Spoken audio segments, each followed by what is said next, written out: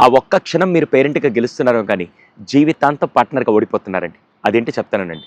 మామూలుగా పిల్లల్ని ఇంట్లో అమ్మ చూసుకుంటూ లేదా ఆవిడ హౌస్ వైఫ్ అయినా, వర్కింగ్ వుమన్ అయినా చూసుకుంటూ, తనెప్పుడైనా నో చెప్పగానే, సాయంత్రం నాన్న ఇంటికి రాగానే, ఈ పిల్లాడు పరిగెట్టుకుంటూ ఎళ్లి, "నాన్న ఈరోజు అమ్మ నాకిది కొనివ్వలేదు. అమ్మ నో అని చెప్తుంది" అనంగానే, అమ్మకేం తెలీదు రారా నేను తీస్తానని చెప్పి, ఆ క్షణం మీరు చెప్పే యెస్ కాస్త జీవితాంతం వాడికి అమ్మ మీద ఉండే రెస్పెక్ట్ తగ్గిపోతుందండి.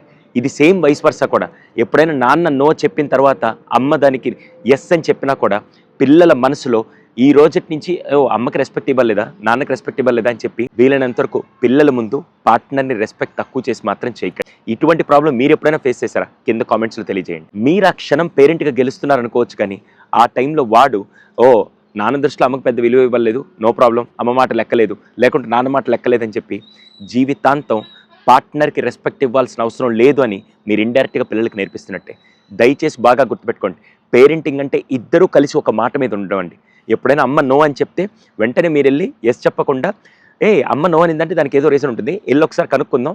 అమ్మ యెస్ అన్న తర్వాత మనం ప్రొసీడ్ అవ్వాలని చెప్తే అప్పుడు పిల్లలకి క్లారిటీ కూడా ఉంటుంది. లేకపోతే పిల్లలు మైండ్ గేమ్ ఆడడం మొదలుపెడుతుంది. ఇది ప్రతి పేరెంట్‌ని కోరుకుంటున్నాను. ఇది మా దగ్గరికి వచ్చిన చాలా కౌన్సెలింగ్ కేసెస్‌లో మేము చూసాం కాబట్టి చెప్తున్నాను. ఇది వీలైనంత మంది పేరెంట్స్ షేర్ చేసి